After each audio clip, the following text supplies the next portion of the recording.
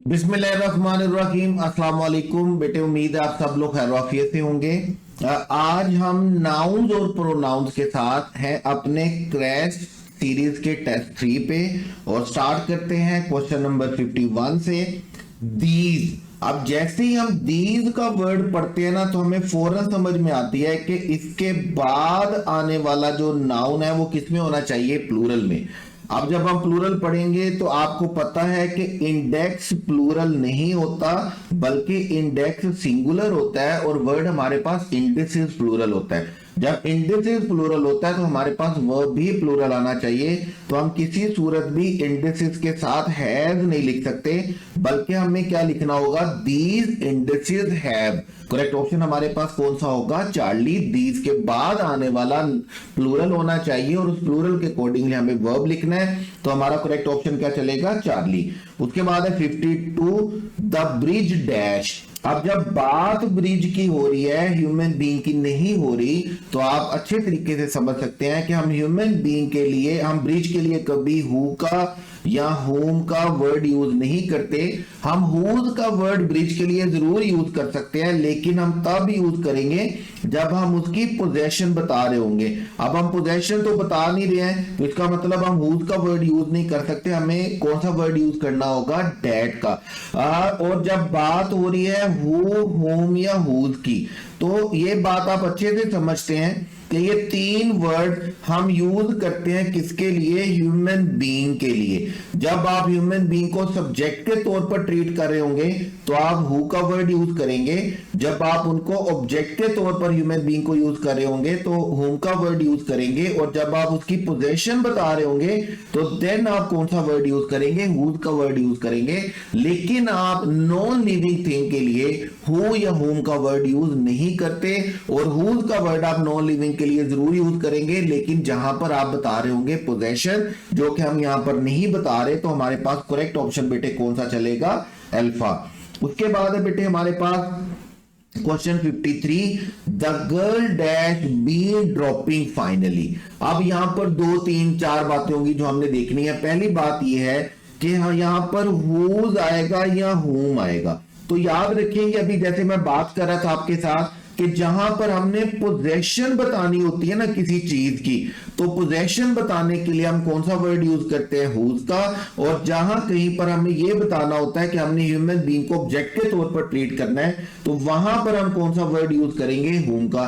अब यहां पर हमें हेयर के ऊपर पोजेशन बतानी है, तो इसका मतलब हम होम हेयर या होम हेयर तो लिख ही नहीं सकते, हमें लिखना होगा हु का वर्ड, हुज का वर्ड। अब जब हुज का वर्ड लिख रहे हैं तो फिर हम ये देखेंगे कि हमने हुज हेयर लिखना है या हुज हेयर्स लिखना है। अब हेयर का रूल मैंने आपको बड़ी डिटेल के साथ बताया था कि हेयर वो इकलौता नाउन है पूरी इंग्लिश में जो कि काउंटेबल भी हो सकता है और अनकाउंटेबल भी। अगर इससे पहले कोई क्वांटिफायर लिखा हुआ है, यानी कि मैनी लिखा हुआ है, फ्यू लिखा हुआ है, 2 3 4 5 लिखा हुआ है, सम लिखा हुआ है, तो आपने हेयर नहीं लिखना, आपने हेयर लिखना है। अगर आप एनिमल हेयर की बात कर रहे हैं तो आपने एनिमल हेयर नहीं लिखना बल्कि आपने क्या लिखना होता है, एनिमल हेयर। अगर आप स्पेसिफिक बॉडी पार्ट के बालों की बात कर रहे हैं तो फिर भी आपने हेयर नहीं लिखना, आपने क्या लिखना है, हेयर। जैसे देखिए, अगर मैं बोलूंगा the hair on my hand, तो मैं हेयर ऑन माई हैंड नहीं लिखूंगा, मैं क्या बोलूंगा, the hairs on my hand. Sir के बालों के अलावा अगर मैं कोई भी बॉडी पार्ट के, स्पेसिफिक बॉडी पार्ट के बालों की बात करूंगा तो मुझे हेयर्स लिखना है। इसके साथ अगर आप फॉलन हेयर की बात कर रहे होंगे जो गिरे हुए होंगे कहीं पर, तो हम उसको भी हेयर का वर्ड यूज नहीं करेंगे, हम क्या यूज करेंगे, हेयर।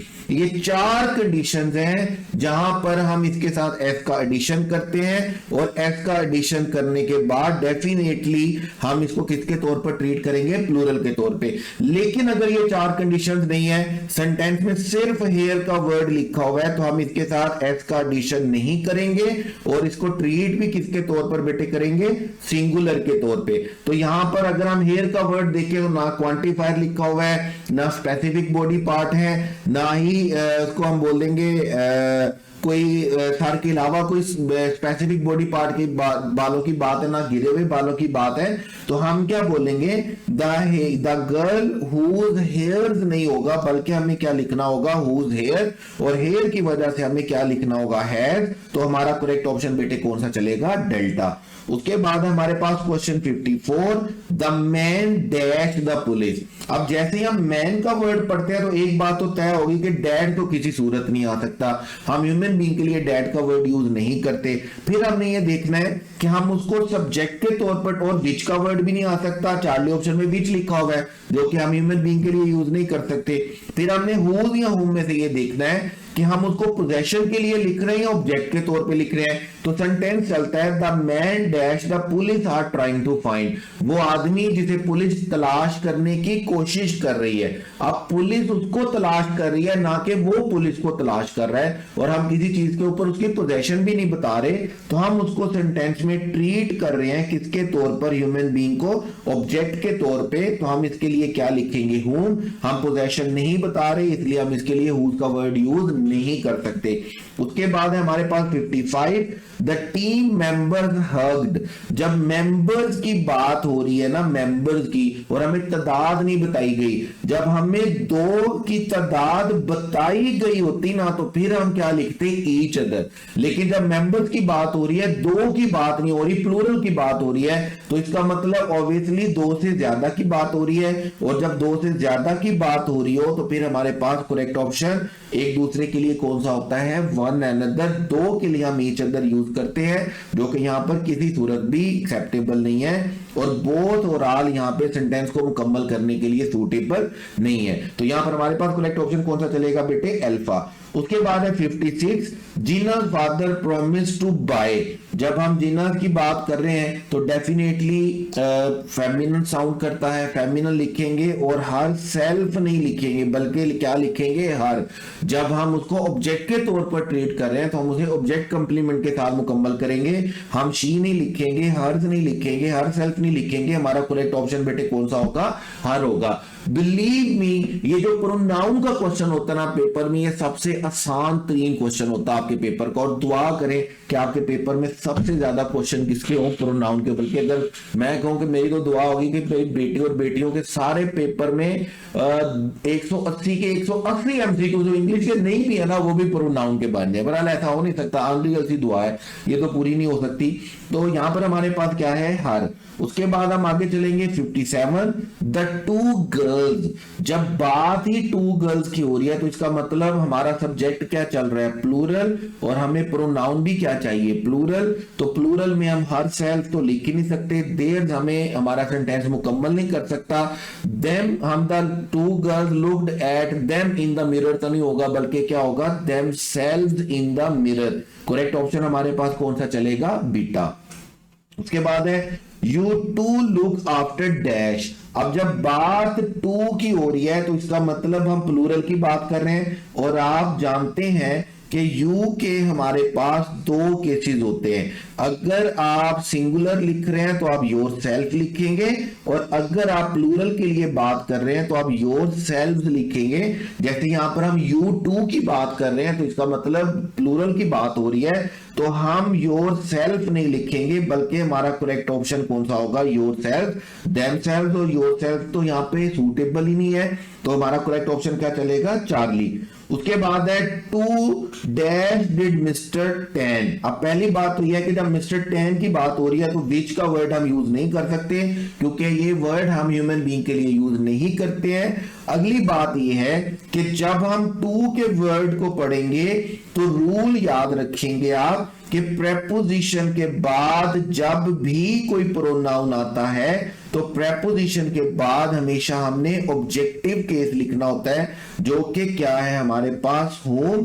हु सब्जेक्टिव केस होता है, हु गलत होगा, पॉजेसिव केस हुज होता है, जो किसी सूरत एक्सेप्टेबल नहीं। करेक्ट ऑप्शन हमारे पास क्या चलेगा, होम। हमें ह्यूमन बीइंग के लिए टू के बाद ऑब्जेक्टिव केस लिखना है, तो ऑब्जेक्टिव केस क्या होगा, होम होगा। अब ये जो मैंने आपको बताया ना, आफ्टर प्रेपोजिशन ऑब्जेक्टिव केस आता है, ये आपको याद होगा, हमने अच्छे खासे रूल्स पढ़े थे, और उनको हम रूल्स को हमने किसका नाम दिया था, unusual rule uses of pronouns, जिसमें हमने बात की थी कि बी फॉर्म के बाद सब्जेक्टिव केस आएगा, लेकिन बी फॉर्म के बाद अगर मोनोक्लॉज होगा तो ऑब्जेक्टिव केस आएगा, टू बी के बाद ऑब्जेक्टिव केस आएगा, प्रेपोजिशन के बाद हमारे पास प्रेपोजिशन के बाद ऑब्जेक्टिव केस आएगा, जेरेंड से पहले सब्जेक्टिव पोजेसिव केस आएगा। उसमें हमने पढ़ा कि अगर हम बात कर रहे होंगे लेट के बाद तो हमें ऑब्जेक्टिव केस लिखना है, बिटवीन के बाद ऑब्जेक्टिव केस लिखना है, हमें 3 अरेंजमेंट बनानी होती है। अगर न्यूट्रल टास्क होगा तो फर्स्ट सेकंड थर्ड आएगा, लेकिन अगर इवल डीड होगी तो हम, और नोबल डीड में हम थर्ड को दरमियान में लिखते हैं, और इवल डीड में हम अपने आप को पहले लिखेंगे और सेकंड पर्सन को बाद में, और नोबल डीड में हम सेकंड पर्सन को पहले लिखेंगे और आप खुद को काम पर रखेंगे बाद में।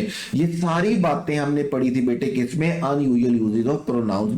लेकिन ये जैसे जैसे टेस्ट में आगे आती जाएंगी, ये 1 बाय 1 करके डिस्कस भी होती जाएंगी। तो जिन बच्चों ने हमारे साथ नहीं पढ़ा हुआ स्टडी सेशन, उनको परेशान होने की जरूरत नहीं है। जैसे ये रूल फिलहाल के लिए याद कर लें कि प्रेपोजिशन के बाद जब भी प्रोनाउन आएगा, प्रेपोजिशन के बाद प्रोनाउन कौन सा केस आएगा, ऑब्जेक्टिव केस। इस वजह से यहां पर टू के बाद होम आएगा और हमारा करेक्ट ऑप्शन होगा बीटा। उसके बाद है question 60th, these are the dash cars, the cars belong to dash. अब हम चार्ली ऑप्शन देखेंगे ना, तो चार्ली ऑप्शन में क्या लिखा होगा, इट। अगर हम यहां पे इट लगाते हैं तो ये सेंटेंस किसी सूरत भी करेक्ट नहीं हो सकता।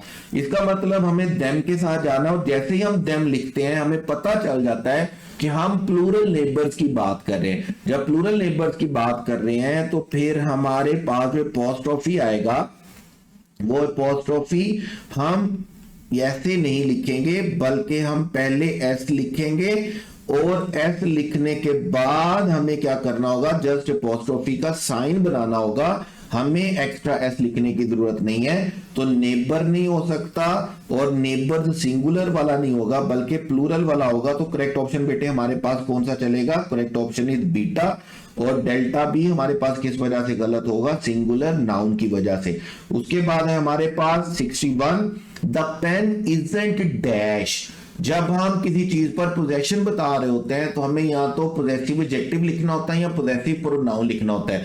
इस पेन के लिए या तो मैं माय पेन बोलूंगा और दूसरा वर्ड है माइन। माइन बोलूंगा तो मेरा सेंटेंस स्ट्रक्चर चेंज हो जाएगा। जैसे मैं यहां पर ये नहीं बोल सकता दैट पेन इजंट माय, मैं माय बोलूंगा तो आगे पेन लिखना जरूरी है, इस वजह से मैं माय नहीं लिखूंगा बल्कि मैं क्या लिखूंगा, माइन।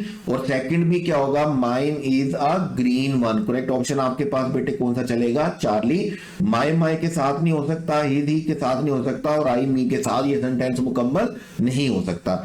उसके बाद चलेंगे 62, she always thinks of dash. जब हम ऑफ की बात करें, डैश हैप्पीनेस, वो दूसरों की खुशी के बारे में हमेशा सोचती है, तो हमें पोजेशन केस चाहिए। तो इस वजह से अदर्स तो गलत हो गया। एन अदर का मतलब एक और होता है, एन अदर्स कोई एक और का पोजेसिव केस आ जाता है। यहां पर हमारे पास करेक्ट ऑप्शन कौन सा चलेगा, अदर्स। मैं भी आपको क्या बता रहा हूं कि प्रोनाउन का केस क्वेश्चन जो होता है वो सबसे आसान होता है, एक ही दफा पढ़ने से आपको करेक्ट ऑप्शन समझ में आ जाती है। उसके बाद चलेंगे 63 में, dash roommate and dash have. अब इसका मतलब हमें दोनों पॉजिटिव, हमें सब्जेक्टिव केस चाहिए। अल्फा में हम माय के साथ देखते हैं, दूसरा मी लिखा हुआ है जो यहां पर नहीं आ सकता कि my roommate and me have. इसी तरह his roommate and me have नहीं हो सकता। इसी तरह हर रूममेट एंड हर हैव नहीं हो सकता, बल्कि हमारे पास करेक्ट ऑप्शन कैसे चलेगा, माय रूममेट एंड आई। यहां पर माय आएगा, यहां पे आई आएगा। उसके बाद कीप्स हर बुक्स, इसी तरह हमारा सेंटेंस आगे चलता जाएगा। लेकिन हमारा करेक्ट ऑप्शन बेटे कौन सा चलेगा, करेक्ट ऑप्शन इज चार्ली। उसके बाद चलेंगे 64 पे, dash met in the street and dash told dash all about it. हम बोलेंगे they met him in the street and he told them all about it। तो हमारा करेक्ट ऑप्शन बेटे जो चलेगा वो क्या चलेगा, चार्ली। हम अल्फा, बीटा और डेल्टा के साथ इस सेंटेंस को मुकम्मल नहीं कर सकते हैं। उसके बाद चलेंगे क्वेश्चन 65 पे, डैश वांट। अब जब हम वांट पढ़ेंगे तो हमें समझ में आ जाती है कि शी के साथ तो हम लिख ही नहीं सकते। अगर हम शी लिखेंगे तो यहां पर वांट की जगह पर क्या होना चाहिए था, वांट्स होना चाहिए था। तो अल्फा ऑप्शन तो हमारा यहीं पर खत्म होता है। हम सेंटेंस को करेंगे, आई वांट भी हो सकता है, दे वांट भी हो सकता है, लेकिन आगे लिखा हुआ है मैचेस। मैचेस का मतलब हमारे पास क्या है कि हमारा सेंटेंस सेंटेंस एफर्मेटिव है, जब सेंटेंस एफर्मेटिव है तो हम एनी नहीं लिख सकते, क्योंकि सम और एनी के बारे में आप जानते हैं कि अगर आपका सेंटेंस एफर्मेटिव हो तो आप सम लिखते हैं, और अगर आपका सेंटेंस नेगेटिव या इंट्रोगेटिव हो तो फिर आप क्या लिखते हैं, एनी। अब फर्स्ट सेंटेंस हमारे पास क्या है, एफर्मेटिव है, तो हम एनी नहीं लिखेंगे, जिसकी वजह से हमारा चार्ली ऑप्शन क्या होगा, गलत। और उसके बाद सम के साथ हमारे पास दोनों ऑप्शन ठीक है, आई के साथ दोनों ऑप्शन ठीक है। नेक्स्ट अगर हम देखेंगे, हैव यू गॉट डैश। अब जैसे ही हम क्वेश्चन मार्क देखते हैं, जैसे ही हम हेल्पिंग वर्ब से सेंटेंस को स्टार्ट होता देखते हैं, तो हम समझ जाते हैं कि हमारा सेंटेंस इंट्रोगेटिव है, और इंट्रोगेटिव सेंटेंस को हमने किसके साथ मुकम्मल करना है, एनी के साथ। तो हमारा करेक्ट ऑप्शन बेटे कौन सा चलेगा, बीटा। सम की वजह से हमारा डेल्टा ऑप्शन क्या होगा, गलत। उसके बाद हमारे पास क्वेश्चन 66। अच्छा, अब ये जो नाउन प्रोनाउन वाला टेस्ट है ना, इसमें जो अल्टरनेटिव सेंटेंसेस हैं, ये मैंने थोड़े से इनोवेटिव से डाले। इनोवेटिव इस तरह डाले हैं कि मैं चाहता था कि आपको ज्यादा से ज्यादा क्वेश्चन की प्रैक्टिस करवाऊं, लेकिन अभी मुझे मजबूरी क्या होती है कि एक ही तरह का सेंटेंस के 4 वर्जन बनाते होते हैं, जो नाउन और प्रोनाउन के लिए तो बड़े आसान से बन जाते हैं। तो मैंने क्या किया, मैंने 4 ऑप्शन के लिए चारों डिफरेंट सेंटेंसेस बनाए, चारों डिफरेंट सेंटेंसेस बनाए। तो असल में जब आप एक क्वेश्चन को प्रैक्टिस कर रहे होते हैं, तो आप एक क्वेश्चन की बजाय कितने क्वेश्चन को प्रैक्टिस कर रहे होते हैं, 4 क्वेश्चन को प्रैक्टिस कर रहे होते हैं। लाइक अगर आप 10 क्वेश्चन को प्रैक्टिस कर रहे हैं, तो आपने हकीकत में प्रैक्टिकली आपने 40 क्वेश्चन को प्रैक्टिस किया है। तो मैं 1 बाय 1 हर टेंस में, हर सेंटेंस में, हर ऑप्शन में जो गलती होगी वो पॉइंट आउट करता जाऊंगा आपके पास। जैसे भी देखिए, अल्फा ऑप्शन में है, if you buy a dozen of these. 8 dozen of में हमें कोई प्रॉब्लम नहीं है, लेकिन हमें प्रॉब्लम है टीन के साथ। टीन की जगह पर क्या होना चाहिए, टीन्स। चूंकि हम प्लूरल की बात कर रहे हैं तो टीन्स आएगा। He bought a. जब आपके पास डजन्स ऑफ आ गया, तो इसका मतलब आप उसके साथ डेफिनेट आर्टिकल नहीं, इनडेफिनेट आर्टिकल नहीं लिख सकते। आप 8 डजन्स नहीं लिखेंगे, क्योंकि जहां पर भी हम इनडेफिनेट आर्टिकल लिखते हैं, उसके बाद आने वाला हमारे पास क्या होना चाहिए, सिंगुलर। तो हमारा बीटा ऑप्शन भी गलत है। उसके बाद हम देखेंगे, Dozens of doctors and nurses have been working day and night for weeks। इसमें हमें कोई गलती नजर नहीं आती, लेकिन डेल्टा में हमारे पास क्या है, 3 people dead and dozen injured। अब इसको आप 2 तरह से ठीक कर सकते हैं। या तो आप इसे बोलेंगे dozens of injured, या आप ऑफ भी नहीं लिखेंगे, आप लिखेंगे डजन्स इंजर्ड, या आप लिखेंगे 8 डजन इंजर्ड। आप खाली डजन का वर्ड यहां पर यूज ऐसे नहीं कर सकते। तो करेक्ट ऑप्शन हमारे पास बेटे कौन सा चलेगा, चार्ली। डजन की वजह से हमारा डेल्टा ऑप्शन भी क्या होगा, गलत। उसके बाद है 67। इस 67 में जैसे ही आप एन पढ़ते हैं, तो आप एन को समझ आए कि एन के बाद आने वाला सिंगुलर होना चाहिए, लेकिन इल्यूमिनाई सिंगुलर नहीं है, बल्कि इल्यूमिनाई प्लूरल है। लुमिनस सिंगुलर होता है, इस वजह से हमारा अल्फा ऑप्शन गलत है। वेयर आर, जब आर आ गया तो इसका मतलब इसके साथ आने वाला नाउन क्या होना चाहिए, प्लूरल। एक्सिस, EAXIS जो है वो सिंगुलर है। प्लूरल स्पेलिंग हमारे पास क्या होंगे, ES, क्योंकि हम जानते हैं कि कोई भी नाउन जो SIS पे खत्म होता है, अगर आप उसका प्लूरल बनाना चाहेंगे तो आप SIS को क्या बना देंगे, SES। और इनमें एक्सिस को अगर आप प्लूरल बनाना चाहेंगे तो आप इसका IS को रिप्लेस कर देंगे किसके साथ, ES के साथ, जो कि R के साथ अग्री नहीं करता। इस वजह से हमारा बीटा ऑप्शन गलत है। सनराइज इज अ, अगेन हमें इंडेफिनिट आर्टिकल के बाद फिनोमिना लिखा हुआ है, जो कि हम समझते हैं, हमें पता है कि ये प्लूरल वर्ड है जो हम इंडेफिनिट आर्टिकल के साथ नहीं लिख सकते। और सिंगुलर वर्ड हमारे पास सेम प्रोनाउंसिएशन के साथ होता है, लेकिन सिंगल खत्म किस पे होता है, NON पे। तो करेक्ट ऑप्शन हमारे पास कभी भी चार्ली नहीं हो सकता। अब अल्फा भी गलत है, बीटा भी गलत है, चार्ली भी गलत है, तो डेफिनेटली हमारे पास करेक्ट ऑप्शन कौन सा चलेगा, डेल्टा। उसके बाद आगे चलेंगे क्वेश्चन 68 पे, सम ऑफ द इंफॉर्मेशन। अब हमें सम इंफॉर्मेशन के साथ लिखा हुआ, हमें कोई प्रॉब्लम नहीं है, क्योंकि सम काउंटेबल के साथ भी लिखा जाता है, अनकाउंटेबल के साथ भी लिखा जाता है। प्रॉब्लम हमें क्या है कि इंफॉर्मेशन को हमने हमेशा क्या कंसीडर करना होता है, सिंगुलर। और इंफॉर्मेशन के लिए हम वर्ड का वर्ड यूज नहीं कर सकते, अग्री नहीं करता। इसका मतलब हमारा अल्फा ऑप्शन क्या होगा, गलत। The human brain cell can hold 5 times as many information. अब इंफॉर्मेशन अनकाउंटेबल है, आप इसके लिए मैनी का वर्ड यूज नहीं करेंगे, आप इसके लिए क्या यूज करेंगे, मच। उसके बाद चार्ली ऑप्शन में we are trying to assess how well the system works, इसमें हमें कोई गलती नजर नहीं आती है। डेल्टा ऑप्शन हम देख लेते हैं, he offers two important piece of, जब आपने piece of लिख दिया तो advices वर्ड हम नहीं लिखेंगे, बल्कि हम यहां पर क्या लिखेंगे, एडवाइस। तो हमारा करेक्ट ऑप्शन बेटे कौन सा चलेगा, चार्ली। अल्फा बीटा और डेल्टा में हमें गलती नजर आती है। उसके बाद चलेंगे 69 पे, we found a $10। जब आप हाइफनेटेड एडजेक्टिव लिखते हैं तो आपने याद रखना है आप एक्स्ट्रा एडिशन नहीं करते, तो डॉलर की वजह से आपका बीटा और डेल्टा ऑप्शन क्या होगा, गलत। we found a $10 bill and decided to give it to whoever tells the biggest lie या whomever tells the biggest lie। तो हम यहां पर ये देखेंगे कि हमने इसको ऑब्जेक्ट के तौर पर ट्रीट करना है या हमने इसको सब्जेक्ट के तौर पर ट्रीट करना है। तो कहता है मैं उसको दूंगा, हम उसको देंगे ये नोट जिस किसी ने हमें क्या बताया होगा, सबसे बड़ा झूठ बताया। यानी कि हम जैसे बोलते हैं ना, जो सबसे बड़ा झूठ बोलेगा, तो हम देखते हैं सबसे बड़ा झूठ कौन बोलता है। दोस्तों में हम कभी कभी गप्पे मारने के लिए ऐसा बोल भी देते हैं। तो कहता हमें $10 का नोट मिला कहीं से, तो हमने कहा कि यार ये जो सबसे बड़ा गप सुनाएगा ना, हम उसे ये $10 का नोट देंगे।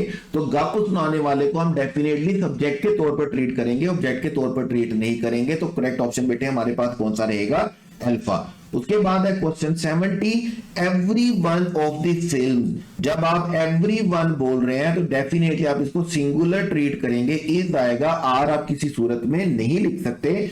There is only one of his novel that, जब हम ओनली वन लिख रहे हैं तो इसका मतलब हमारा सब्जेक्ट क्या है, सिंगुलर, और सिंगुलर के लिए आप आर नहीं लिखेंगे बल्कि क्या लिखेंगे, इज। हम इन रूल्स को पढ़कर आए हैं। Patience as well as perseverance, जब आप एज वेल एज की बात करेंगे तो आप जानते हैं जहां पर भी एज वेल एज आ जाए हमारी प्रेफरेंस फर्स्ट वन के साथ होती है। फर्स्ट वन है पेशेंस, और पेशेंस के लिए हेल्पिंग वर्ब या वर्ब सिंगुलर होना चाहिए, तो हमें आर की जगह पर क्या लिखना है, इज, जिसकी वजह से हमारा चार्ली ऑप्शन गलत है। जब अल्फा बीटा चार्ली ऑप्शन गलत है तो एलिमिनेशन रूल के अकॉर्डिंगली जब 3 ऑप्शन गलत होंगी तो 4 ऑप्शन को पढ़ने की जरूरत भी नहीं होती, 4 ऑप्शन करेक्ट ऑप्शन होती है। उसके बाद चलेंगे 71, शी एक्सप्रेस्ड हर ग्रेटिट्यूड। तो यहां पर एक बात तो याद रखिएगा कि ग्रेटिट्यूड का प्लूरल नहीं होता, तो हम इसके साथ एस का एडिशन नहीं करेंगे, जिसकी वजह से हमारा अल्फा चार्ली ऑप्शन क्या होगा, गलत। She expressed her gratitude to all those who had spotted her या whom had spotted her। अब अगेन वही बात है कि हमने ये देखना है कि हमने यहां पर इनको सब्जेक्ट के तौर पर ट्रीट करना है या हमने जिस ह्यूमन बीइंग की हम बात कर रहे हैं उसको ऑब्जेक्ट के तौर पर ट्रीट करना है। कहते हैं जिसने उसको सपोर्ट किया, तो हम सपोर्ट करने वाले को किसके तौर पर ट्रीट कर रहे हैं, सब्जेक्ट के तौर पे। हम यहां पर whom नहीं लिखेंगे, करेक्ट ऑप्शन हमारे पास बेटे कौन सा रहेगा, बीटा। उसके बाद है क्वेश्चन 72, कैन यू डिवाइस। अब डिवाइस दो वर्ब होते हैं, 2 वर्ड्स होते हैं, DEVICE और DEVISE। सीई वाला याद रखिएगा नाउन होता है और हम किसी भी टूल के लिए बोलते हैं, कोई भी इक्विपमेंट के लिए बोलते हैं, और DEVISE हमारे पास बेटे क्या होता है, वर्ब होता है, और इसका मतलब होता है इन्वेंट करना, डिस्कवर करना, स्टार्ट करना, कोई चीज बनाना। तो हम उसके लिए कौन सा वर्ड यूज करेंगे, डिवाइस। अब जैसे ही आप कैन का वर्ड पढ़ते हैं ना, तो आप समझ आते हैं कि कैन के लिए मुझे फर्स्ट फॉर्म चाहिए, और फर्स्ट फॉर्म किसकी चाहिए, वर्ब की। जब वर्ब की फर्स्ट फॉर्म चाहिए तो डिवाइस तो हम लिख ही नहीं सकते, ये तो वैसे ही नाउन है। इसका मतलब हमारा बीटा और डेल्टा ऑप्शन डिवाइस की वजह से क्या होगा, गलत। अब डिवाइस के साथ आगे लिखा हुआ है आ लिखा हुआ है, तो इसका मतलब हमें इसके बाद क्या चाहिए, नाउन चाहिए। मीन नाउन नहीं होता, मीन बल्कि क्या होता है, वर्ब होता है। 3 चीजें मैं आपको वक्तन फवक्तन बताता रहता हूं, 3 चीजें याद रखिएगा। उसमें पहली चीज क्या है, आर्टिकल, दूसरी चीज क्या है, क्वांटिफायर, और तीसरी चीज क्या है, एडजेक्टिव।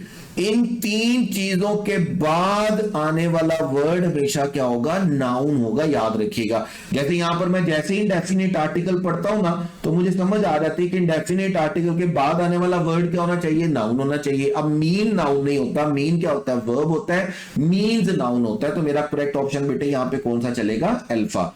उसके बाद है question 73, the small items of handcraft furniture. Furniture के साथ हम कभी भी एस का एडिशन नहीं करते हैं, फर्नीचर वर्ड एग्जिस्ट नहीं करता। जिस तरह पोइट्रीज नहीं होता, सीनरीज नहीं होता, इंफॉर्मेशन नहीं होता, इक्विपमेंट्स नहीं होता, स्टेशनरीज नहीं होता, एडवाइसेस नहीं होता, इसी तरह हमारे पास फर्नीचर वर्ड एग्जिस्ट नहीं करता।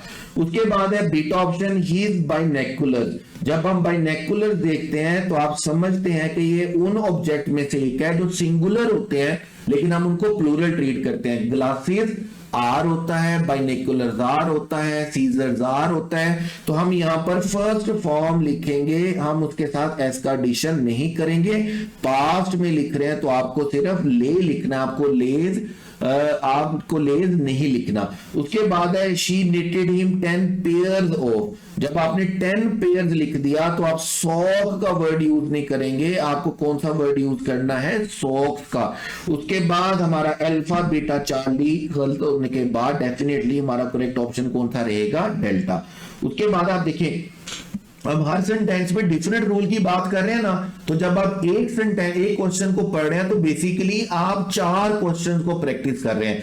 टेक्निकली आप साइमल्टेनियसली 4 रूल्स को देख रहे हैं, तो इसलिए मैंने थोड़ा सा इनोवेशन लेकर आया आपके इस टेस्ट के लिए। उसके बाद है 74 में आप याद रखेंगे, जब हम कंपाउंड पोजेशन की बात कर रहे होते हैं तो हम 1 की 2 की बात कर रहे हो या 50 की बात कर रहे हो, रूल सेम रहता है।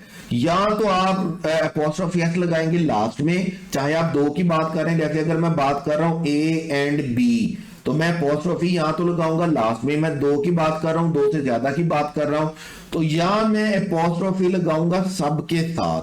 अगर हम अपॉस्ट्रोफी लगाएंगे ना सबके साथ, तो फिर आपने याद रखना है आपका साथ आने वाला नाउन प्लूरल होगा, और इसको आपने ट्रीट भी किसके तौर पर करना है, आपने उसको ट्रीट भी प्लूरल के तौर पे करना है। जैसे इसके साथ आने वाला नाउन सिंगुलर होगा और उसको ट्रीट भी क्या करेंगे, सिंगुलर। इसके साथ आने वाला नाउन सिंगुलर होगा और उसको ट्रीट भी क्या करेंगे, सिंगुलर। लेकिन इसके साथ आने वाला नाउन क्या होगा, प्लूरल। जैसे देखिए, अगर मैं बोलता हूं ना ए एंड बी, तो मुझे यहां पर लिखना है कार। इसका मतलब क्या है, मुझे अपॉस्ट्रोफी अगर मैं सिर्फ सेकंड वन के साथ यानी कि आखिरी वन के साथ लिखता हूं, आखिरी के साथ लिखता हूं, तो फिर इसका मतलब है कि ये एक ही गाड़ी है, इसके 2 मालकान है, एक ए और एक क्या है, बी है। ये 2 हो सकते हैं, 4 हो सकते हैं, 50 हो सकते हैं। यहां पर हम अपॉस्ट्रोफी सिर्फ लास्ट वन के साथ लिखेंगे। लेकिन अगर मैं इसको बोलता हूं एज एंड बीज कार, तो फिर मुझे कार नहीं लिखना होगा, फिर मुझे क्या लिखना होगा, कार। जब मैं दोनों के साथ अपॉस्ट्रोफी एस लिखूंगा ना, इसका मतलब एक गाड़ी ए की और एक गाड़ी किसकी है, बी की, तो फिर मुझे दोनों के साथ अपॉस्ट्रोफी लिखना है, तो मुझे प्लूरल नाउन लिखना और ट्रीट भी प्लूरल करना है। अब जैसे 1 बाय 1 देखेंगे, केला एंड एम्माज पिज्जा, जब हमने इसको लिख दिया तो ये सिंगुलर है, तो इसके साथ आने वाला वर्ब भी क्या होना चाहिए, सिंगुलर। जबकि यहां पर टेस्ट लिखा हुआ है, यहां पर टेस्ट नहीं होना चाहिए, यहां पर क्या होना चाहिए, टेस्ट होना चाहिए। क्योंकि अगर सब्जेक्ट सिंगुलर हो तो हमें फर्स्ट फॉर्म के साथ एस का एडिशन करना पड़ता है। उसके बाद देखिए, बीटा में फर्स्ट वन के साथ अपॉस्ट्रोफी एस का एडिशन किया हुआ है, लेकिन सेकंड वन के साथ नहीं किया हुआ। ये कोई स्ट्रक्चर नहीं होता कि मैं सिर्फ पहले वाले के साथ अपॉस्ट्रोफी का एडिशन कर दूं और सेकंड वन के साथ या बाकियों के साथ करूं ही ना। तो एडिक्स के साथ अपॉस्ट्रोफी एस नहीं आएगा, या तो लास्ट वाले के साथ आएगा या सबके साथ आएगा। उसके बाद है चार्ली ऑप्शन में, Ethan and Mary's reaction to the business proposal were quite. यहां पर दोनों के साथ अपॉस्ट्रोफी है, दोनों के लिए हमें क्या लिखा हुआ है, रिएक्शंस प्लूरल नाउन लिखा हुआ है, और उसके लिए वर्ब भी वर लिखा हुआ है, तो हमें कोई तरह की किसी तरह की कोई प्रॉब्लम नजर नहीं आती है। उसके बाद कायलाद एंड एम्माज पिज्जा, तो यहां पर जब दोनों के साथ अपॉस्ट्रोफी लिखा हुआ है तो यहां पर पिज्जा नहीं होगा, बल्कि पिज्जा की जगह पर हमें क्या होना चाहिए था, पिज्जाज होना चाहिए था, प्लूरल होना चाहिए था। तो यहां पर हमारे पास करेक्ट ऑप्शन बेटे कौन सा चलेगा, चार्ली। कंपाउंड है, कंपाउंड पोजेशन का केस है, इंपॉर्टेंट है, 2-3 दफा पेपर में आ चुका, अच्छे तरीके से समझ लीजिएगा इसको। उसके बाद चलेंगे 75 पे, She must be under the impression it was he. B form के बाद हम प्रोनाउन का सब्जेक्टिव केस लिखते हैं, और बी फॉर्म का मतलब हमारे पास क्या होता है, मैं बार बार आपको बताता रहता हूं। बी फॉर्म का मतलब होता है is, am, are. B form का मतलब होता है वाज, वर। बी फॉर्म का मतलब होता है बीन और बीइंग। लेकिन अगर सेंटेंस मोनोक्लॉज होगा और प्रोनाउन पे बात खत्म हो रही होगी, तो फिर हमने बी के बाद सब्जेक्टिव केस नहीं लिखना, बल्कि हमने बी के बाद कौन सा केस लिखना है, ऑब्जेक्टिव केस। और टू बी के बाद हमने लाजमी तौर पर कौन सा केस लिखना होता है, ऑब्जेक्टिव केस। जैसे यहां पे देखिए, यहां पे लिखा हुआ है इट वाज ही। अब ही पे बात खत्म हो रही है, ही से आगे बात चल नहीं रही, तो हम यहां पर ही नहीं लिखेंगे, यहां पर हमें क्या लिखना होगा, हिम लिखना होगा। तो यहां पर ही की वजह से सेंटेंस गलत होगा, इट वाज ही। अब यहां पर आप देख रहे हैं कि वाज के बाद ही लिखा हुआ है और आगे सेंटेंस चल रहा है, आगे सेंटेंस चल रहा है तो बी फॉर्म के बाद ही जस्टिफाइड है। अगर सेंटेंस यहां पे खत्म हो रहा होता तो फिर हम ही ना लिखते, फिर हम क्या लिखते, हिम लिखते। तो हम बोलेंगे it was he home coined. Coined का वर्ड याद रखिएगा, कॉइंड का मतलब होता है इन्वेंट, कॉइंड का मतलब होता है स्टार्ट। ठीक है, तो वो कहता है जी जिसने ये टर्म स्टार्ट की, जिसने ये टर्म इन्वेंट की। तो जब इन्वेंट किया तो हम होम नहीं लिखेंगे, होम हम तब लिखते हैं जब हम ऑब्जेक्ट बता रहे होते हैं। यहां पर हम सब्जेक्ट बता रहे हैं, तो यहां पर होम की जगह पर कौन सा वर्ड आएगा, हु आएगा। तो यहां पर होम गलत है। It was she who guided my step, कहता है it was she who guided my every step in the working class environment. यहां पर वाज के बाद शी लिखा हुआ है, हु लिखा हुआ है, क्योंकि वो एक्शन टेक प्लेस कर रहा है। इसका मतलब यहां पर इस क्वेश्चन में हमें कोई किसी तरह की गलती नजर नहीं आती। सेकंड डेल्टा में देखिएगा इट वाज दे। अब वाज के साथ दे तो ठीक लिखा हुआ है, लेकिन आगे नॉट के बाद अस नहीं आना चाहिए था, हमें यहां पर नॉट के बाद वही लिखना चाहिए। रीजन क्या है, क्योंकि दो प्रोनाउन आ रहे तो दोनों प्रोनाउन सब्जेक्टिव होने चाहिए, वो एक्शन टेक प्लेस हो रहा है उनसे। तो हम यहां पर it was they not us नहीं लिखेंगे, बल्कि क्या लिखेंगे, it was they not we. तो हमारा डेल्टा ऑप्शन गलत है। करेक्ट ऑप्शन बेटे हमारे पास कौन सा चलेगा, चार्ली। उसके बाद है बेटे हमारे पास question 76। The salaries and perks of the employees were not in conformity, ठीक है, in conformity with their status in this industry। और मैं दोबारा आपको बता रहा हूं, बार बार बता रहा हूं, वोकैब बड़ी इंपॉर्टेंट है, वोकैब पे फुल मेहनत करनी है, कोशिश करनी कि ज्यादा से ज्यादा वर्ड्स आंखों के सामने से गुजरे, ज्यादा से ज्यादा वर्ड्स को याद करने की कोशिश करें। इसलिए आपको हर वर्ड के सिनोनिम को लिखना है, याद करना है। His monotonous voice, monotonous याद रखिएगा, कुछ मैं आपको बताता भी रहता हूं दरमियान में। His monotonous का मतलब होता है डल, जो अच्छी नहीं होती कानों के लिए। Like dash and his audience was soon asleep। यहां पर हमारे लिए कौन सा वर्ड यूज होगा, सिडेटिव। आपको पता है कोई भी ऐसी चीज जो बंदे को सुला देती है हम उसको क्या बोलते हैं, सिडेटिव बोलते हैं। उसके बाद है 78, although I was skeptical of his plans। skeptical का मतलब होता है हैव डाउट्स। जब आपको किसी चीज के बारे में शक होता है, आप उसके बारे में श्योर नहीं होते, क्लियर नहीं होते, आप उसके लिए शक्की होते हैं, तो हम उसके लिए स्केप्टिकल बोलते हैं। उसके बाद 79 है, his dash in his family position is great but he does not boast about it। his dash in his family position। तो जब हम फैमिली पोजीशन की बात करें तो हम किसकी बात करेंगे, स्टेटस की, कि उसकी फैमिली में उसका स्टेटस बड़ा अच्छा है, लेकिन वो उस पर फख्र नहीं करता, गुरूर नहीं करता। करेक्ट ऑप्शन हमारे पास कौन सा होगा बेटे, अल्फा। और लास्ट क्वेश्चन है हमारे पास, the clever politician dash is way to the ministerial position in short time. Clever का वर्ड जैसे ही आता है तो कीवर्ड है, याद रखिएगा। जब भी आप कोई चीज इंजीनियर्ड करते हैं, जब भी आप इंजीनियर करने का मतलब क्या होता है कि जब भी आप कोई 2 नंबर तरीके से अगले बंदे से अपनी बात बनवाते हैं, आप किसी गलत तरीके से, नाजायज तरीके से कोई फायदा उठाते हैं, तो हम उसके लिए कौन सा वर्ड यूज करते हैं, वेंगल का, इंजीनियर का, प्लॉट का, प्लान का। तो इसलिए हमारे पास करेक्ट ऑप्शन बेटे यहां पर कौन सा होगा, चार्ली। ये था हमारे पास नाउन प्रोनाउन का क्रैश टेस्ट सीरीज का टेस्ट 3। उम्मीद है आपको बड़े अच्छे तरीके से समझ आ गई होगी। फिर भी अगर कुछ समझ नहीं आया तो I will be here for all my बेटीज एंड बेटाज। तो बिना परेशानी के, बिना किसी टेंशन के आप डायरेक्टली कॉल कीजिए। कॉल नहीं करनी, सॉरी, आपने व्हाट्सएप पे मैसेज करना है। कॉल थोड़ी डिस्टर्बिंग होती है, तो आपने मैसेज करना है ताकि आपको आपकी परेशानी के लिए सॉल्यूशन दिया जाए। Wish you all the best. Allah Hafiz.